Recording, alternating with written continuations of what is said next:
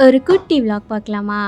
இன்றைக்கி பிரேக்ஃபாஸ்ட்டுக்கு சப்பாத்தி கூடவே சன்னா வெஜிடபிள் எல்லாம் சேர்த்து ஒயிட் குருமா பண்ணியிருந்தேன். இந்த குருமா ரெஸ்டாரண்ட் ஸ்டைலில் டேஸ்ட்டு சூப்பராக இருக்கும். ரெசிபி நம்ம சேனலில் இருக்குது, வேணா டேக் பண்ணுறேன், செக் பண்ணி பார்த்துக்கோங்க. இதில் வெஜிடபிள் மட்டும் சேர்த்து கூட பண்ணலாம். நான் கொஞ்சமாக சன்னா சேர்த்துக்கிட்டேன். அதை ஒரு பக்கம் தாளித்து போட்டுட்டு அது 2 விசில் வச்சுட்டோன்னா சூப்பராக வெந்து வந்துடும். அதுக்கடையில் சப்பாத்தியும் பார்த்திங்கன்னா ரெடி பண்ணிட்டேன். அண்ட் குருமாவும் சூப்பராக ரெடி ஆயிடுச்சு. கடைசியாக கொஞ்சமாக மல்லியில் சேர்த்து மிக்ஸ் பண்ணிவிட்டு பிள்ளைங்களுக்கு பேக் பண்ணிட்டேன். ஸ்நாக்ஸ்க்கு வீட்டில் காராச்சேவு இருந்தது, அதுதான் வச்சு விட்டுருந்தேன். அண்ட் இன்றைக்கி நான் லஞ்சுக்கு கத்திரிக்காய் முருங்கைக்காய்லாம் சேர்த்து இறால் குழம்பு பண்ணியிருந்தேன். அண்ட் கூடவே சைடிஷ்க்கு பாவக்காய் பொரியல் பண்ணியிருந்தேன். காய்கறி எல்லாமே கட் பண்ணி வச்சுட்டு டக்குன்னு தாளித்து போட்டுட்டேன்.